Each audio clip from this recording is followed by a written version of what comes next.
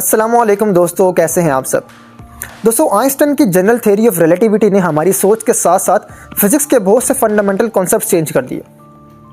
ये theory explain करती है कि कैसे अलग अलग चीज़ों के मोशन कांस्टेंट होने के बावजूद भी डिफरेंट हो सकते हैं। हर चीज़ ही रिलेटिविटी पर डिपेंडेंट है। वैसे तो दोस्तों फिजिक्स के लॉ यूनिवर्सल है, लेकिन अलग अलग व्यूअर को अलग अलग इवेंट अलग अलग टाइम पर दिखाई देगा। मिसाल के तौर पर स्पेस में कोई इवेंट हो रहा है जिसे हम दुनिया से देखें तो वो इवेंट 1000 साल में हमारे पास से गुजर के जाएगा। लेकिन अगर कोई स्पेसशिप स्पेस पर स्पीड ऑफ लाइट से ट्रैवल कर रही है तो उससे ये इवेंट चंद सेकंड में गुजर जाएगा। दोस्तों, इस थ्योरी ने बहुत से सवालों के जवाब दिए, लेकिन इसके साथ ही बहुत सी मिस्ट्रीज जुड़ी हुई हैं। पहली मिस्ट्री है ब्लैक होल और दूसरी मिस्ट्री है वर्म होल। दोस्तों, ब्लैक होल के तो बहुत से सबूत भी मिल गए हैं, तक कि हमारे जेम्स वेब टेलीस्कोप पर इसकी फ़ोटो भी जारी कर दी गई है। आप नासा की वेबसाइट्स पर जाकर देख सकते हैं। लेकिन हमारा आज का मौजू चूँकि वर्म होल है, ब्लैक होल नहीं, तो ब्लैक होल को किसी और दिन हम डिस्कस करेंगे। आज हम वर्म होल पर फोकस करते हैं। दोस्तों, कॉस्मिक चीज़ जो ये वर्म होल है अपने नाम की तरह एक होल की तरह होती है जो मिलियन ऑफ माइल्स दूर के डिस्टेंस को आपस में कनेक्ट करता है। दोस्तों, जिस तरह एक अर्थ वर्म मिट्टी में गड़कर एक जगह से दूसरी जगह चला जाता है, इस तरह थ्योरेटिकली हम भी वर्म होल के ज़रिए एक जगह से दूसरी जगह जा सकते हैं। ये एक अंडरपास का काम देता है। ये सिर्फ एक थ्योरी थी दोस्तों, लेकिन फिर साइंटिफिक अमेरिकन पर एक न्यूज़ शाये होती है जिसमें लिखा होता है magnetic worm hole created in lab. दोस्तों, ऐसी चीज़ जो ना हमने देखी ना उसे डिटेक्ट कर सके आज तक, वो चीज़ साइंसदानों ने लेबॉर्ट्री में बना ली। दोस्तों, वर्म होल यानी ये खलाई सुरंग के ज़रिए साइंसदानों ने डाटा एक जगह से दूसरी जगह शिफ्ट करने का कामयाब तजर्बा भी कर लिया। दोस्तों, वर्म होल को जानने के लिए हमें 88 साल पीछे जाना पड़ेगा, जब आइंस्टाइन अपनी जनरल थ्योरी ऑफ रिलेटिविटी पर काम कर रहे थे। आइंस्टाइन ग्रेविटी का एक नया फ्रेमवर्क दे रहे हैं, क्योंकि इनसे पहले न्यूटन का ये कहना था कि ग्रेविटी फोर्स ऑफ अट्रैक्शन है, लेकिन आइंस्टाइन का ये ख्याल था कि ग्रेविटी स्पेस टाइम कर्वेचर से आती है। दोस्तों, इसको मेजर करने के लिए हम एक जाल की मदद लेते हैं। जहाँ पर मैं आपको स्क्रीन पर वो जाल दिखा रहा हूँ। दोस्तों, आइंस्टाइन ने अपना रिसर्च पेपर जो उन्होंने 1916 में जारी किया, इसमें उन्होंने बताया कि मैस एनर्जी के इक्विवेलेंट है और इन दोनों के दरमियान एक रिलेशनशिप है जिसे आइंस्टाइन मैस एनर्जी इक्वेशन के तौर पर कहा जाता है, E=mc²।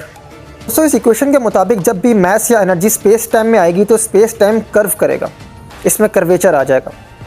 और जब चीज़ें इस कर्वेचर को फॉलो करती हैं तो हमें लगता है कि वो ज़मीन या सूरज की तरफ खींचती जा रही हैं। लेकिन यहाँ आइंस्टाइन मैस एनर्जी इक्वेशन को पढ़ते पढ़ते क्वांटम मैकेनिक्स में छलांग लगा गया। 1935 में आइंस्टाइन ने एक पेपर पब्लिश किया जिसे ER पेपर कहा जाता है, आइंस्टाइन और रोजनबर्ग पेपर। रोजनबर्ग एक दूसरे साइंटिस्ट थे जिनकी कोलैबोरेशन थी इस पेपर में। इस पेपर में इन्होंने पहली दफ़ा वर्म होल का बताया कि खला में दो ब्लैक होल को एक ब्रिज के ज़रिए जोड़ सकते हैं। इस ब्रिज को वर्म होल का नाम दिया उन्होंने। वैसे तो दोस्तों, आइंस्टाइन ने यह भी कहा था कि ब्लैक होल के मुकाबले में एक और बॉडी भी एग्जिस्ट करती है जिसे वाइट होल कहा जाता है, लेकिन वो कभी प्रूफ नहीं हो सकी। खैर, वो हमारा मौजू भी नहीं है। तो दोस्तों, हम थे दो ब्लैक होल्स के बीच की सुरंग में।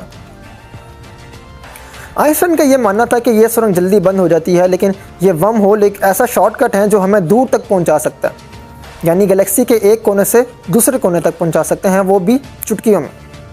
अगर आसान ज़बान में कहें तो लाखों साल का सफ़र सेकंड में। लेकिन दोस्तों, एक मसला था, ये वर्म होल ट्रांसवर्सेबल नहीं थे, यानी इनके अंदर से गुजरा नहीं जा सकता था। अगर हमें इन वर्म होल्स को ट्रांसवर्सेबल बनाना चाहते थे तो हमें एक ख़ास किस्म की एनर्जी की ज़रूरत होती है जिसे हम नेगेटिव एनर्जी कहते हैं। और नेगेटिव एनर्जी एक ख़ास किस्म के मास से आती है जिसे हम एक्जॉटिक मास या एक्जॉटिक मैटर कहते हैं। अब दोस्तों, इधर आता है एक और रिसर्च पेपर जिसने हमारी ये मुश्किल भी आसान कर दी।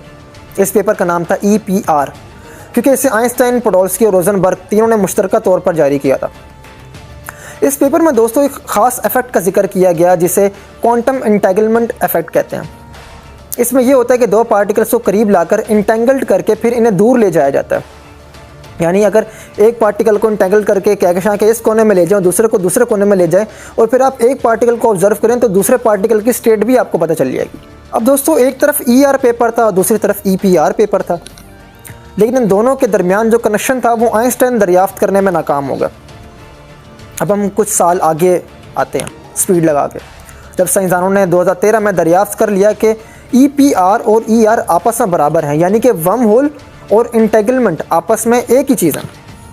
इनके दरमियान रिलेशनशिप को ड्यूअलिटी कहते हैं। और इस फील्ड को दोस्तों क्वांटम ग्रेविटी कहा जाता है, और जो टूल इसमें इस्तेमाल होता है उसे होलोग्राफिक ड्यूअलिटी कहते हैं। तो दोस्तों अब बात आई इस थ्योरी को प्रैक्टिकली प्रूव करने की। इसको प्रैक्टिकल करने के लिए साइंसदानों ने क्वांटम कंप्यूटर का रुख किया, जो कि गूगल के पास था। गूगल के क्वांटम कंप्यूटर का इस्तेमाल किया गया और एक सीरीज़ ऑफ एक्सपेरिमेंट की गई, जिसमें एक वर्म होल को बनाना था और उसमें से एक पार्टिकल को गुजारना था, जिसे क्यूबिट कहा जाता है। इस प्रैक्टिकल में करना यह था कि एक क्वांटम सर्किट बनाना था जो कि एक वर्म होल को रिप्रेजेंट करता, और इसमें से पार्टिकल एक साइड से डालकर दूसरी साइड से रिसीव भी करना था। इसके लिए दोस्तों साइंटिस्ट ने उसी टूल होलोग्राफिक ड्यूअलिटी का इस्तेमाल किया और क्वांटम क्यूबिट्स के सर्किट्स को आपस में एंटेंगल्ड किया। लेकिन दोस्तों इधर एक और मसला था, वो ये कि जो इक्वेशन जो हमें बता रही थी कि वर्म होल को एंटेंगल्ड करना है, उसको जिस तरीके से करना है और जिस टेक्नोलॉजी से करना है, वो टेक्नोलॉजी अभी तो हमारे पास थी नहीं, वो तो अचीव ही 10 साल के बाद होनी थी। लेकिन दोस्तों वर्म होल तो अभी बनाना था। तो इधर दोस्तों साइंसदानों ने एक जुगाड़ किया, एक टेक्निक का इस्तेमाल किया और वर्म होल की जो बेसिक इन्फॉर्मेशन थी उसको स्टिमुलेट किया, और उससे इनका काम बन गया, यानी वर्म होल की हिजामत कर दी।